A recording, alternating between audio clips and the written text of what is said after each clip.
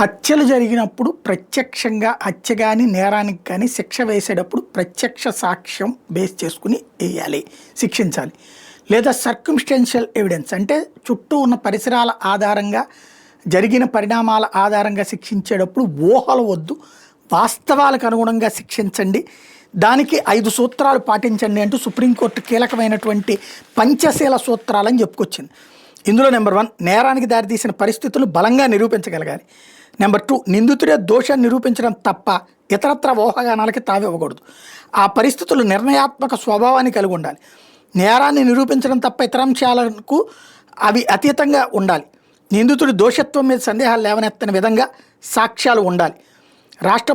ఇక్కడ ఘటనకు దారితీసిన పరిస్థితులు ఆధారంగా ఏదైనా నేరంలో నిందితులకు శిక్ష విధించేటప్పుడు పంచశీల్ సూత్రాలను అనుసరించాలని స్పష్టం చేసి పంచశీల్ ప్రూఫ్గా ఇదివరకు కోర్టు ప్రకటించిన 5 బంగారు సూత్రాలను విస్మరించరాదని పేర్కొంది.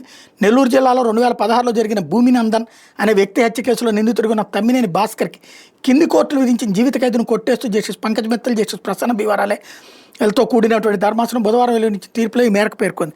నెల్లూరులోని చంద్రబాబు నగర్ నివాసి అయిన ఆటో డ్రైవర్ భూమినందన్ మహిళలను వేధిస్తున్నాడని కోపంతో తమ్మినేని భాస్కర్ అతని స్నేహితులు 2016 మార్చి 26న ఆటోలో కిడ్నాప్ చేసి తీసుకెళ్లారు. మర్నాడు భూమినందన్ మృతదేహం సర్వేపల్లి రిజర్వాయర్ దగ్గర లభించింది. పోలీసులు హత్య కేసు నమోదు చేసి విచారణ చేపట్టారు.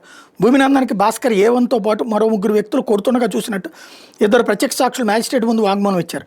ట్రయల్ కోర్టు విచారణలో వాళ్ళిద్దరూ తాము కేవలం గలాటాన్ని మాత్రమే చూసామని, అందులో పాల్గొన్న వ్యక్తులను గుర్తించలేకపోయిన భూమినందన్ని కిడ్నాప్ చేసినట్టు తాము చూడలేదని చెప్పారు. ఈ నేపథ్యంలో నిందితుడు హత్య చేసినట్టు చెప్పడానికి ప్రత్యక్ష సాక్షులు ఎవరు లేరని భాస్కర్ తరపు న్యాయవాదులు సుప్రీంకోర్టుకు తెలిపారు. కేవలం చుట్టుపక్కల పరిస్థితుల ఆధారంగానే కింది కోర్టులు శిక్ష విధించినందున దాన్ని కొట్టేయాలని కోరారు.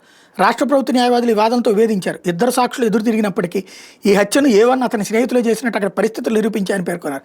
కిడ్నాప్ చేసిన వ్యక్తికి ఏమైందని అడిగితే సరైన సమాధానం చెప్పలేకపోవడం హత్య వాళ్లే చేసినట్టు స్పష్టం చేసిందన్నారు. సుప్రీంకోర్టు ఈ వాదనను తోసిపుచ్చింది.